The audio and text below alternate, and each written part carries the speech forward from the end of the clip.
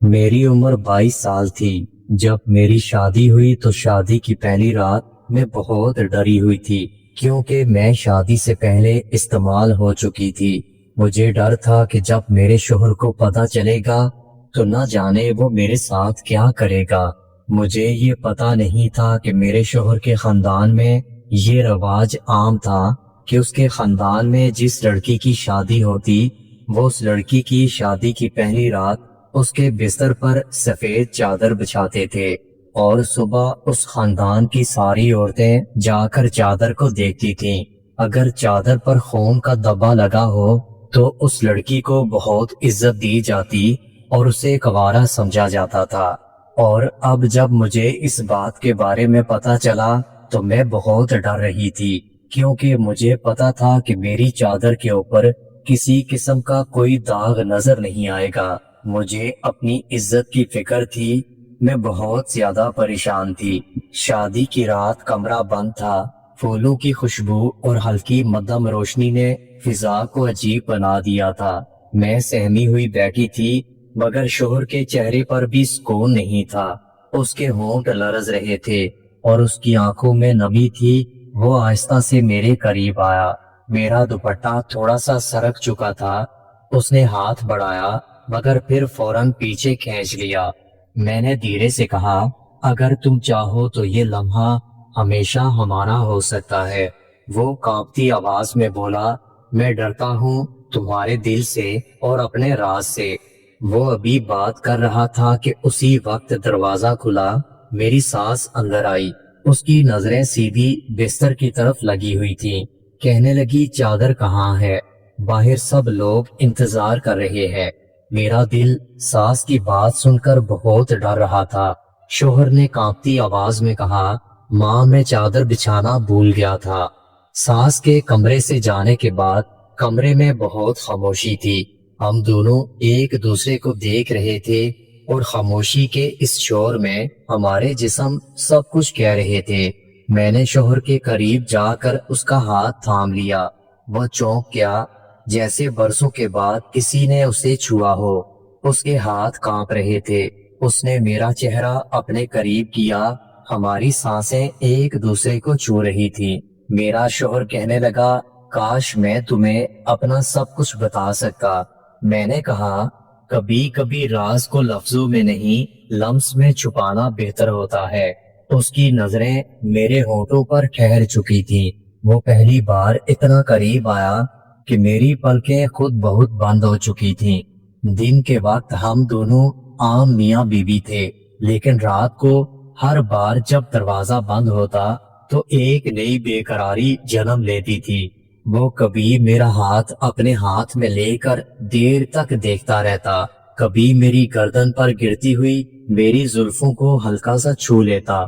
मैं भी उन लम्हों को रोकने नहीं देती थी। खामोशी में आंखों से बात होती रही। एक रात वो धीरे से मेरे कान के करीब आया। कहने लगा, क्या तुम जानती हो, तुम्हारी खुशबू मुझे पागल बना देती है। शोहर की बात सुनकर मेरा दिल धड़कने लगा। मैंने अपनी आंखें बंद करके अपने सर को झुका लिया। वो लम्हा ऐसा था जैसे मुझे किसी और दुनिया में ले गया हो। मेरे शोहर ने मेरा पर्दा रख लिया था। सास को शक होने लगा। वो बार बार कमरे के करीब आती।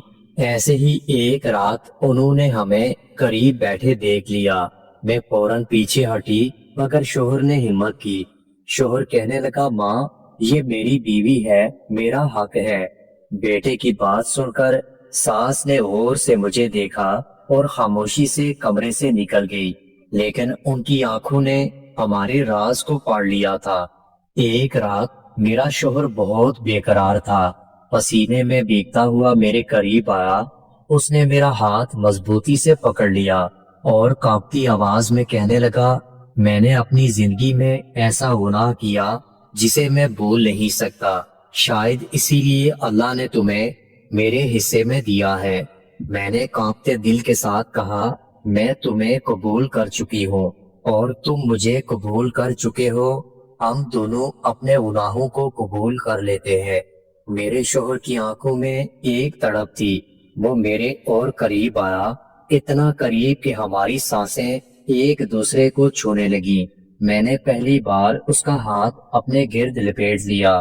وہ لمحہ نہ لفظوں کا تھا نہ وضاحت کا، بس جذبات کا طوفان تھا جو ہمیں ایک دم بہا کر لے گیا۔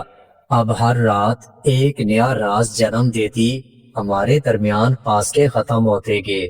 سانس بھی خاموش تھی، جیسے سب سمجھ چکی ہو، لیکن ہمارے دلوں میں ایک سوال تھا، کیا یہ سب محبت ہے یا صرف جسم کی تڑپ تھی؟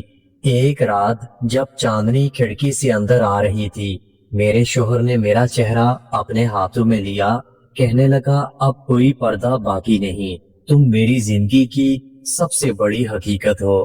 شوہر کی بات سن کر میں نے اپنی آنکھیں بند کر لیں اور وقت رک چکا تھا۔